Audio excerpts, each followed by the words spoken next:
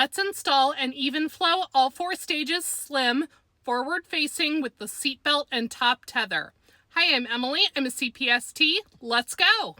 The All4Stages Slim is a newer model from Evenflo that is growing in use and popularity.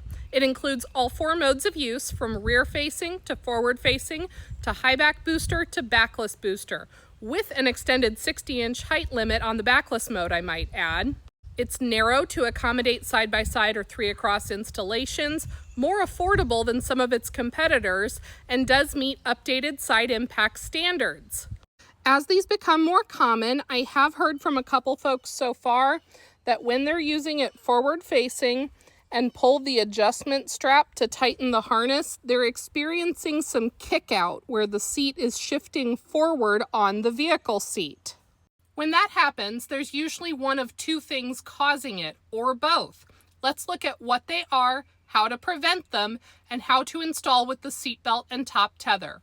Remember, the lower anchors have a weight limit of 40 pounds on this seat, so most kids who are using it forward-facing are going to need it installed with the seatbelt and top tether.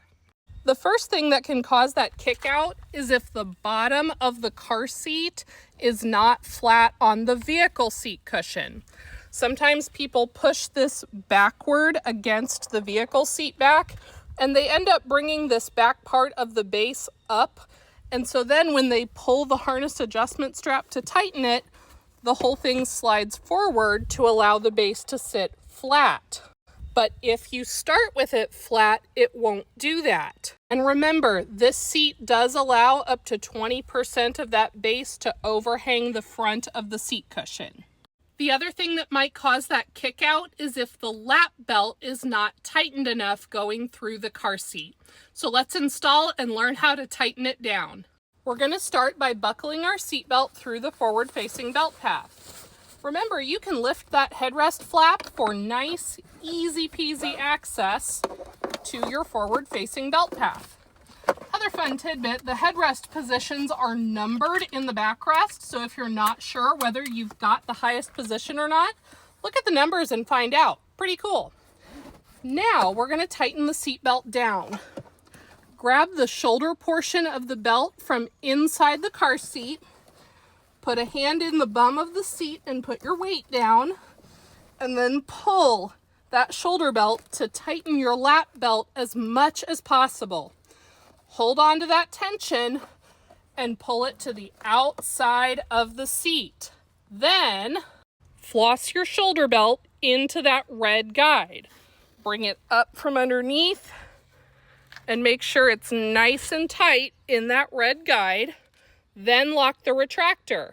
Pull the shoulder belt all the way out till you can't pull anymore. Then let it feed back in. Hear that ratchet? It's locked. But don't skip that red guide. Now let's check for movement. Use the force of a firm handshake to check for less than 1 inch of movement side to side and front to back at the belt path. Not the head and not the cup holders. You will see more movement the further away from the belt path you get. Now, with your base flat and your lap belt tight, when you pull that harness adjustment strap, boom. No kick out. And don't forget the top tether. I hope that helps somebody out today. Always read and follow your car seat manual's instructions and get help from a CPST if you have questions.